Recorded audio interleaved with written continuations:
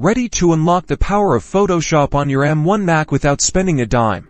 Let's get started. Let's explore ways to experience Photoshop for your M1 Mac, absolutely free, legally, and ethically. Here's how. Option 1. The Adobe free trial. Head to the Adobe website and sign up for a Photoshop trial. You'll need an Adobe account. This grants you access to all features for a limited time, usually 7 days. Remember to cancel to avoid charges if you don't want to subscribe.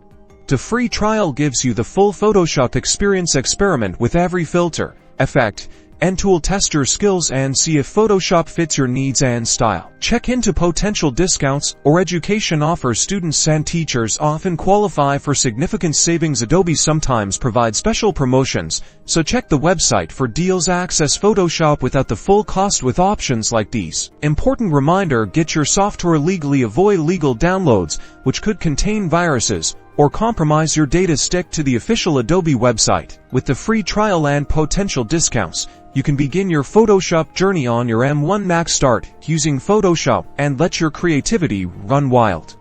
Remember to like, subscribe, and share this video. Happy creating!